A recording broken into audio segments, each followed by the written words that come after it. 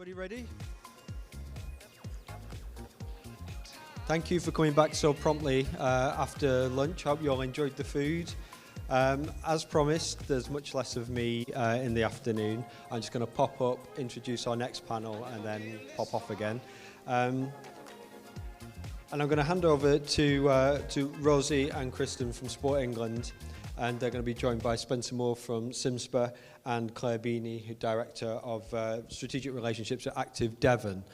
And they're going to discuss people plans and workforce governance and what this can, or how these can help shift organisational culture and also transform the workforce. And as I was just saying, I'm very pleased to be having this session because it's something that I'm getting a lot of questions in my direction. So I'm happy to be able to just deflect the heat and then reap the benefits afterwards. So thank you very much.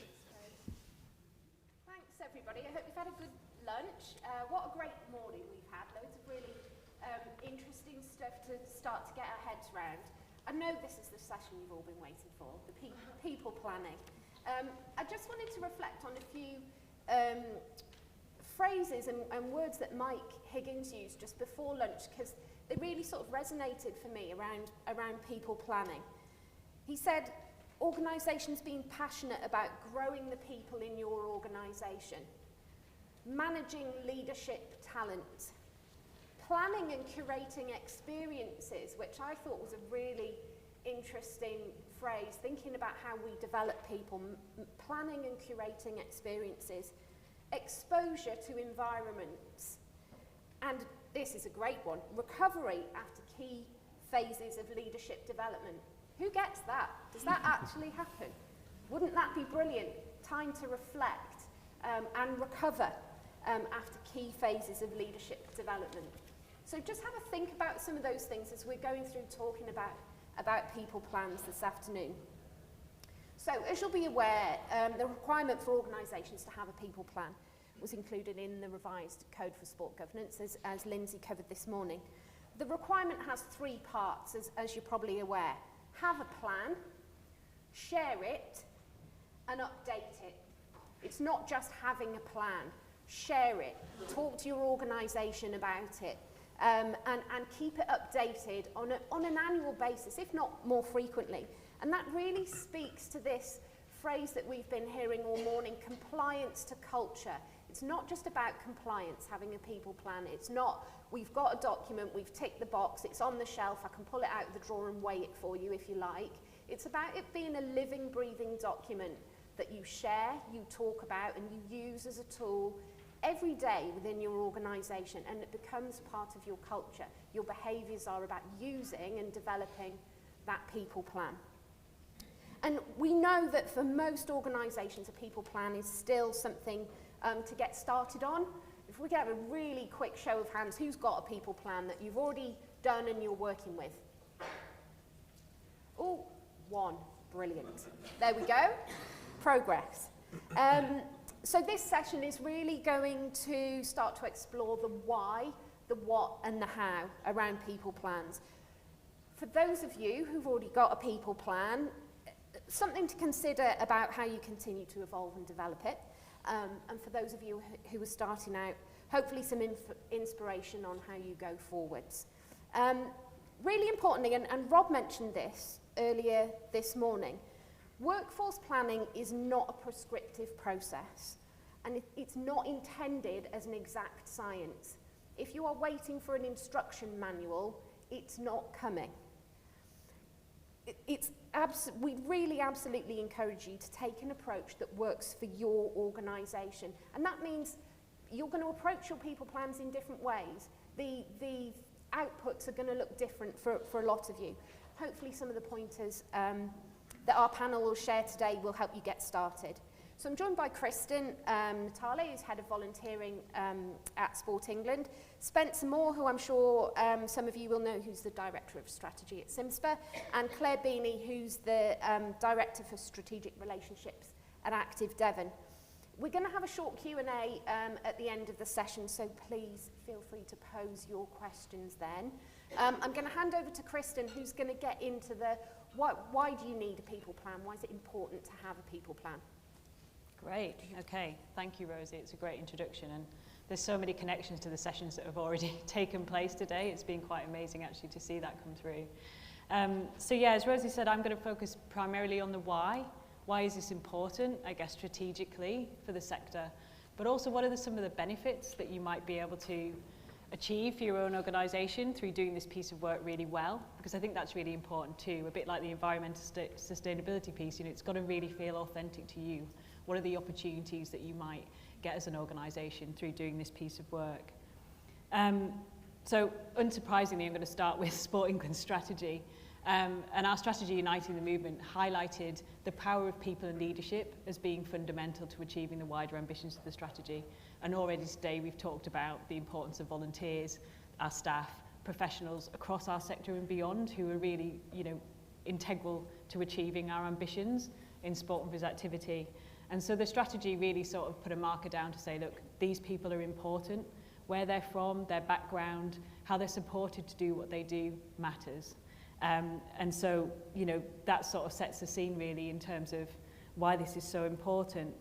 So we know that the activity that's delivered, but also more importantly, perhaps the experience of our participants and our athletes relies on the capacity and capability of the millions of volunteers and professionals across the sector. And it's this capacity and capability that we're seeking to strengthen across the country, but particularly in those communities that need it the most too. So as you'll all know, the revised code was informed by a consultation with the sector.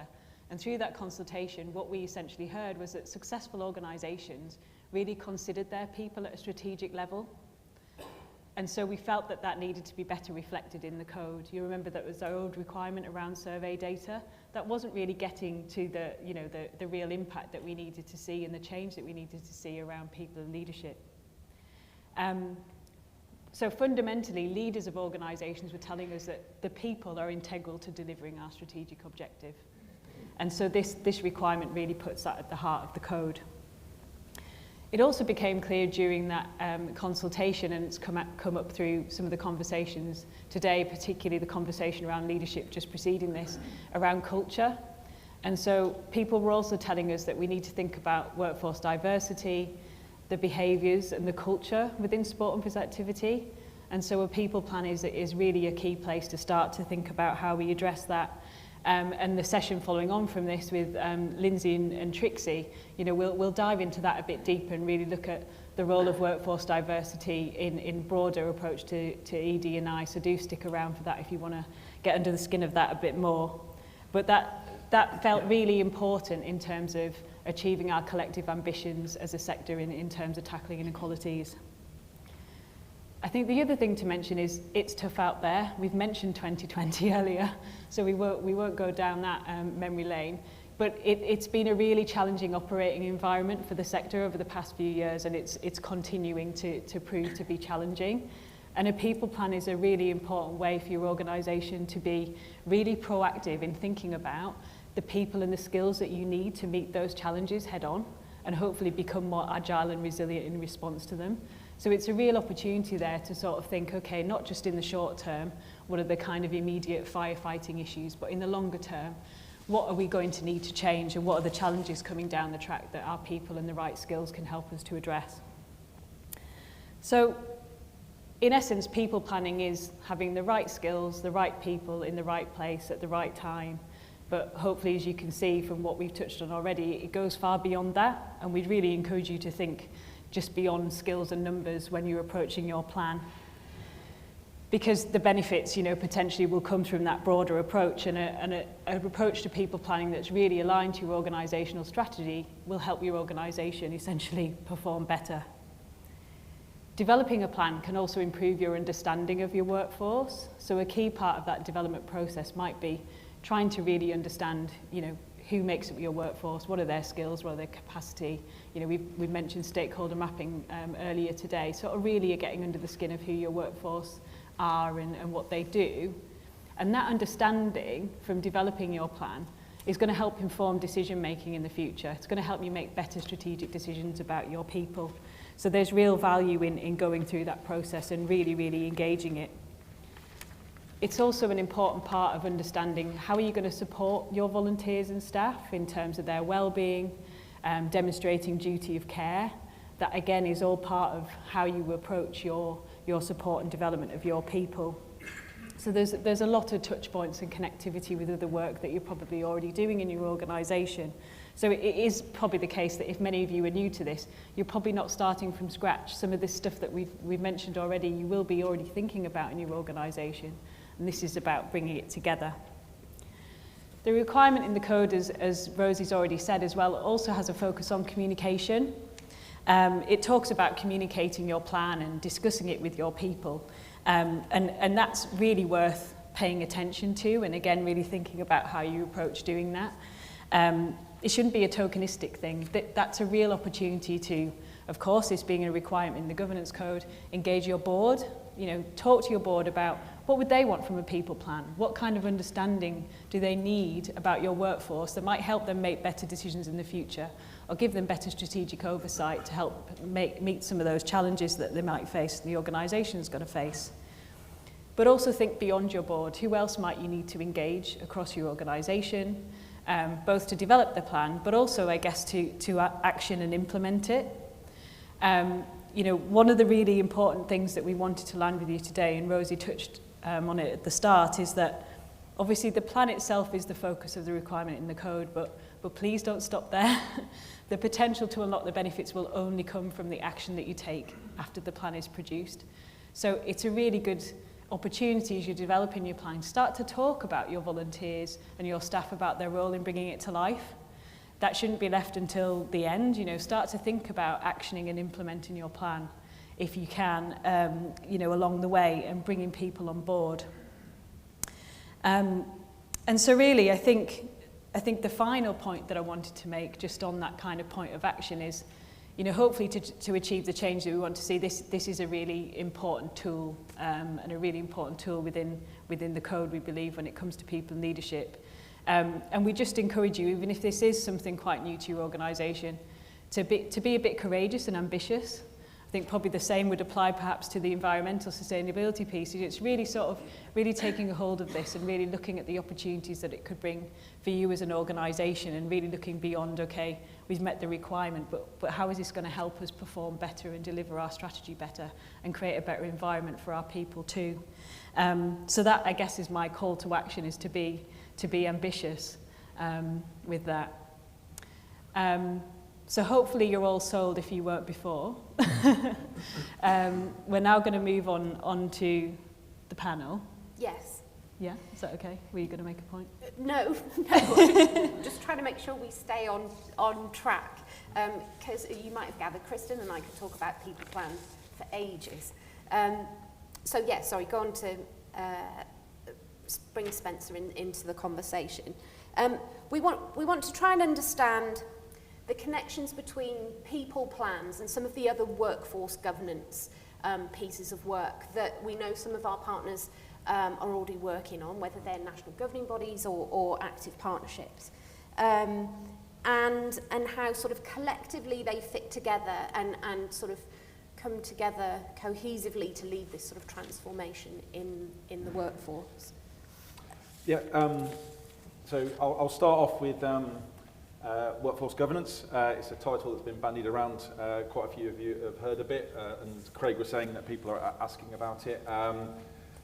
There's also the phrase national registration.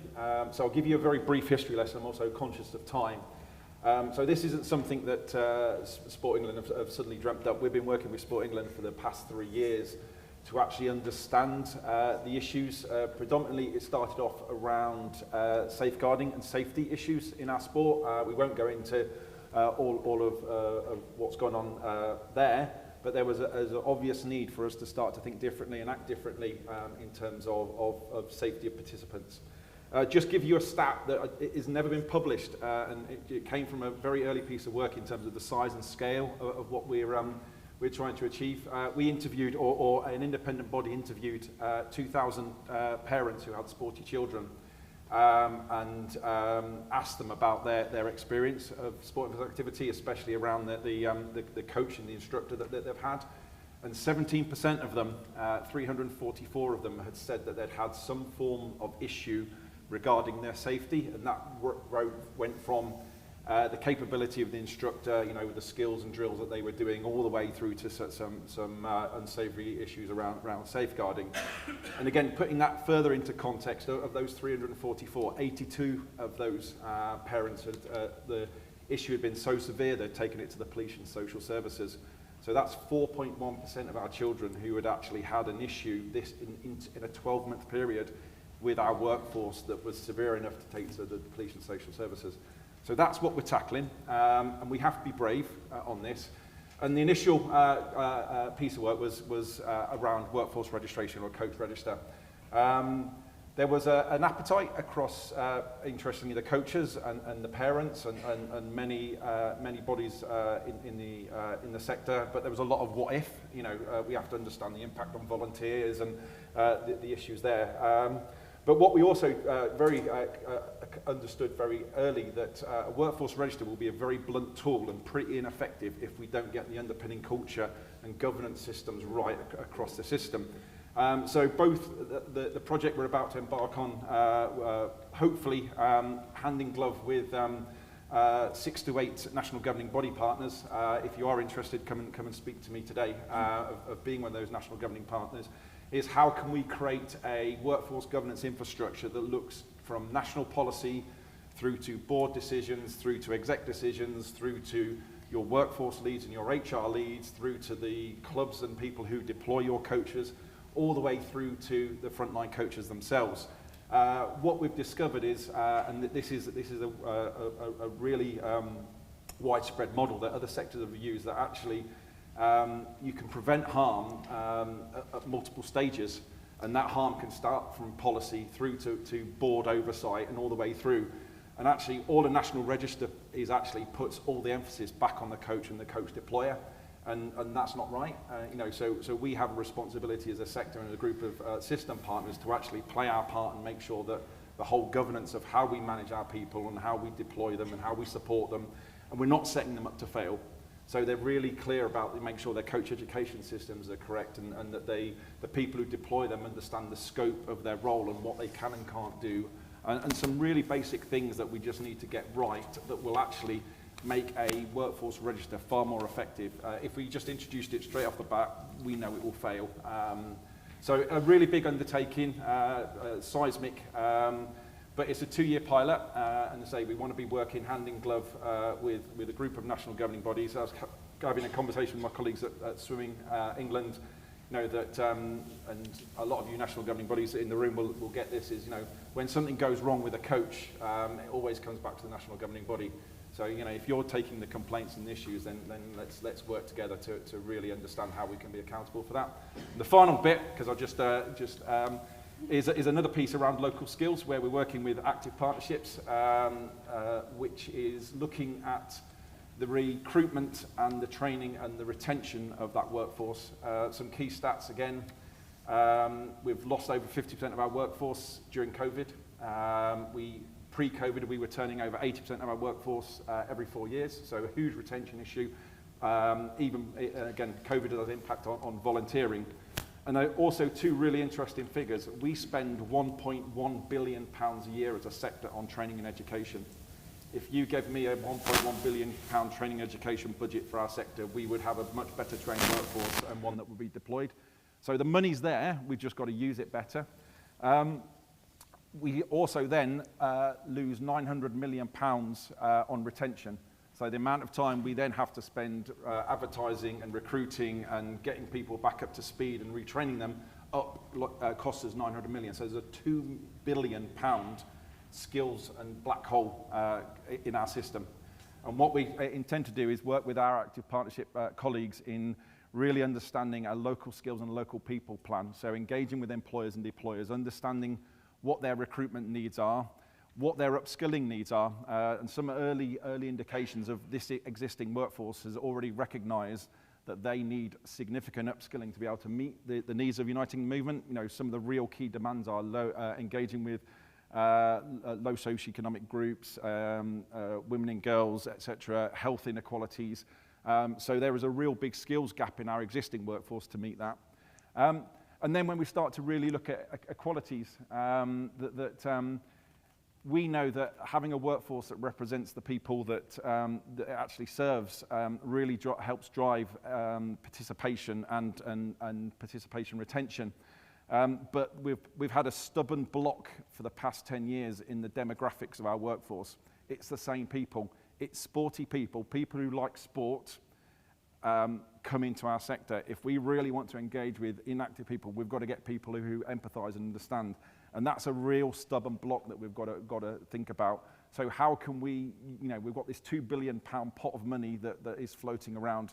How can we really get into working at that local level with our active partnership colleagues and other stakeholders that we've engaged with in our pilot system like DWP, in getting into those local communities and making it easier for these people to come into our sector and be part of our workforce, and make sure that once we've got them in our workforce, that we support them and we retain them and we make them a part of their lifelong journey. So. People plan's really important, right? So there's a lot going on there, Spencer. That's a really great. No, that's fine. So we've got the workforce governance, coach registration, the local skills stuff with active partnerships. Quite a lot of the people in the room will be the person who has the responsibility for pulling together the people plan. There's a lot going on there. What advice would you give to those people in terms of how they help ensure things are joined up? I'd almost go back to the start. We heard the phrase little and often, just start and do some small things. Okay, it's a big pie and a big challenge that we're trying to tackle here, and it's going to take energy and resource to do that, but there are some really easy wins. And again, the consistent thing comes back is understand your stakeholders. Start engaging with your local stakeholders. There is, if I tell you there are 80,000 young people studying sport and physical activity in colleges and universities. Okay, they have between them £500 million of money spent on them. So why aren't we as a sector engaging with those organisations? Why aren't we going into universities and getting these young people? And why aren't we supporting universities and colleges in recruiting different types of students? They're there, they're part of our local fabric of society. Yet when we actually go out and we've done some pilots, it's almost this complete disconnect between the education and skill system and what our sector's doing. So go and talk to your local stakeholders, your local colleges. Go and talk to your job centre. Plus, we have spoken to them, and they are desperate for. They've got waiting lists of people who are over 50 who are looking second careers. We know our sector's a brilliant second careers opportunity. And these over 50s come with the skills that we're looking for. They come with people skills, communication skills, engagement skills. So let's actually start, there's a raft of people, and there's money there to help them get trained and into our sector. So there's other stakeholders that we just need to take our blinkers off slightly who can really help us on that journey. So my first thing is start engaging with them, start having a conversation and understand who they are and where they are, and then you can start to systemize it a little bit better. For different organisations, thinking about who your stakeholders are will be different. But just coming back to Georgina's point earlier, thinking about the skills but also the motivations is really, really important. Different stakeholders or different audiences will have different motivations. So just moving on to you, Claire. Claire is from Active Devon. You've already developed a people plan, so you're a little way down the road. Can you tell us a bit more about how you went about developing your plan and how you got started and sort of what that experience was like?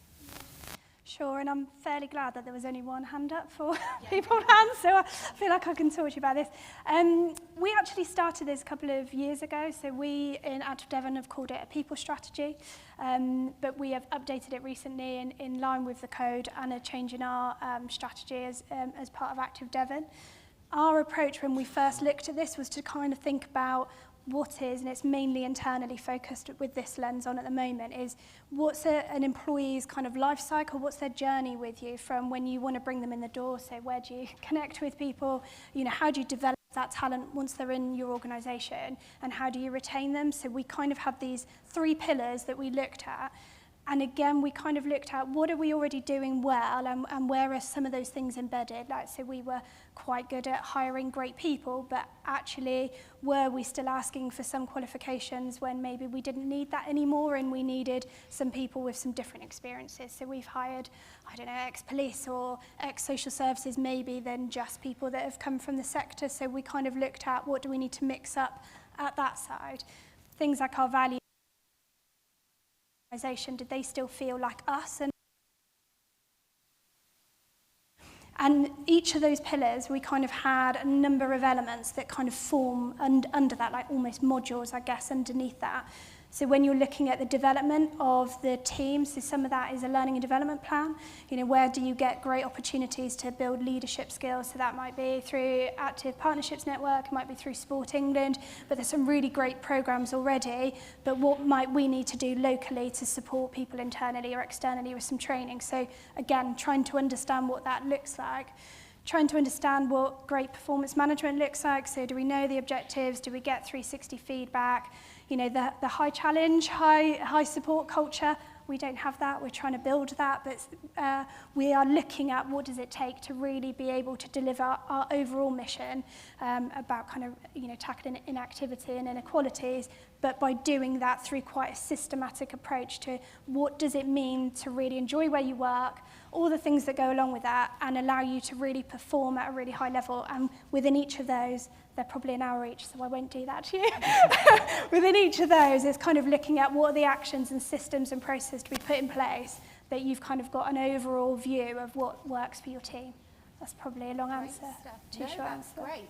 And given that we started the session talking about what the benefits of having a people plan are. I can, thanks. Given that we started the session talking about what the benefits of having a people plan are you starting to see the benefits yet? Is it still early days? You know, what are you seeing? Yeah, I think for us there's probably a few different things that we see. There's probably a definite link to morale. So we really do know our team, and we really have a very clear focus on well-being. And, you know, sometimes you can do something around that, sometimes you can't, but we know because we care and we do pulse surveys and we really work with we've got a staff voice to engage with the team quite regularly. So we know, so we can track that the team feel looked after. But equally, we can see that we've supported the team. Like, we've done a bit of a shift, and again, I'm sure many of you have, in what your strategy looks like, and we were maybe a bit more needing project management skills, a bit more KPI led. We're probably a bit more relationship building, influence advocacy led now, and you needed to support the team with that shift and not, I guess, just expect that it was an automatic switch to a new way of working. Yeah. And we've been able to make that transition with teams that feel, hopefully, they're not here, so I'm going to say they are, high support and high challenge. They all love it. They're not here to contradict. I think the important phrase that you used was that you care. And I think we all want to feel like we work for an organisation that cares about us. That's super, super important, isn't it, in terms of getting the most out of the people that work with and for your organisation. I just want to come back really quickly, if I can, to Spencer, in that Claire's from an active partnership. They're a relatively small organisation. The workforce or the people that are involved within an active partnership is fairly tight, if you like. I know there's national governing body colleagues here who are probably going, yeah, but our workforce is huge, especially when we go out to, we talked about cascading good governance this morning to your regional and your county associations. What advice would you give for larger organisations, do you think, if it's not just going back to what we said earlier about, you know, small steps? Yeah. At Simpson, we also have a membership base. We predominantly look after sort of fitness and leisure people, 23,000, so they're our people. And sort of a number of years ago, if we felt that if we wanted to sit there and advocate to our members, our employers and our individuals around you know, them being good people and investing in their skills, we had to walk the walk ourselves. And we've spent a lot of time making sure that we do what we say on the tin. You know, so again, first piece of advice, listen to your staff. We do pulse surveys every quarter. Out of that comes clear action plans, so they feel engaged and they feel listened to. So yeah, start at home, number one, because if you're expecting your wider workforce and your wider partners to do something, then you should be able to do it yourselves. And it also gives you some incredible lived experiences and insight in terms of the challenges that they're going to face. So yeah, I would say, first and foremost, look internally and look at yourselves as organisations first and make sure you've got that right before you go and out any wider. So it's a bit of a whistle-stop tour in 35 minutes. That might have raised more questions than it has given you answers. But we hope it's given you some food for thought and a real starting point in terms of where to perhaps start the conversation around a people plan and this requirement back home after the conference. The other thing that we just wanted to emphasise, I guess, is that you're not alone in this. So we will be providing further support. So we're working with UK sport colleagues to produce some guidance on this requirement within the code, which will not give you, as Rosie said, all the answers. It's not going to be prescriptive, but it will help you to start to think through what kind of questions you need to ask yourself as an organisation, and I guess what some of the key ingredients might be to a good people plan. So that is coming online in the new year. And we're exploring what other support we might be able to offer, whether that's, Sporting and a UK Sport working together or with partners like Simsbury or SGA. So do tell us if there's a particular type of support that you would like, whether that's webinars, getting together to talk to each other about the experience of developing your plan. Do come and tell us, because there's an opportunity to shape that in the immediate future. So yeah, thank you, Claire and Spencer. I think that's been really useful to understand those wider connections and get to understand a bit of the how and how you approached it as well. So hopefully we've got some time to pick up a few questions. The mic's ready. Thanks. Something I'm quite passionate about is the volunteering and diversity of it, and a concern for me, given my experiences of where I've worked as a youth worker in my youth and as a lecturer, is how do we somehow address what I think are potentially prohibitive costs of being a coach or a volunteer. So volunteering is expensive, I know, because I've been volunteering for many years, and then to become a qualified coach is really expensive. And I know there's this old maxim like, you can't be what you can't see and all this, but I think there's some work needs to be done around trying to support those who perhaps find it inaccessible to be able to get on the coaching ladder or the volunteering ladder. And you both alluded to those sorts of the needs to do that. So is there how we're going to go about that?